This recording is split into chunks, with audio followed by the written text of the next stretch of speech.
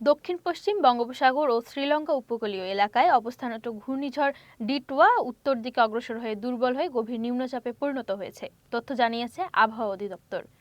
আজ সকাল ৬টায় ঘূর্ণিঝড়টি তামিলনাড়ু অন্ধ্রপ্রদেশ উপকূলের কাছে ১২.৮ ডিগ্রি উত্তর অক্ষাংশে এবং ৮০.৫ ডিগ্রি পূর্ব দ্রাঘিমাংশে অবস্থান করছিল। এটি আরও উত্তর দিকে অগ্রসর হতে পারে। এ কারণে সারা দেশে রাতের তাপমাত্রা বাড়তে পারে আর দিনের তাপমাত্রা সামান্য কমতে পারে। আবহাওয়া অধিদপ্তরের দেয়া পূর্বাভাস অনুযায়ী আগামী ৫ দিন দেশে সামগ্রিক আবহাওয়া শুষ্ক থাকবে। কোথাও উল্লেখযোগ্য বৃষ্টি বা আবহাওয়ার বড় পরিবর্তনের সম্ভাবনা নেই। দেশের উত্তর পূর্বাঞ্চলের ভোরের দিকে হালকা কুয়াশা থাকতে পারে। মঙ্গলবার রাতের তাপমাত্রা ১ থেকে ২ ডিগ্রি কমতে পারে। অন্যান্য দিনগুলোতে রাত দিনের তাপমাত্রা সামান্য ওঠানামা থাকবে। আবহাওয়া অধিদপ্তর আরও জানিয়েছে, আগামী ৫ দিনের আবহাওয়া তেমন কোনো উল্লেখযোগ্য পরিবর্তনের সম্ভাবনা নেই।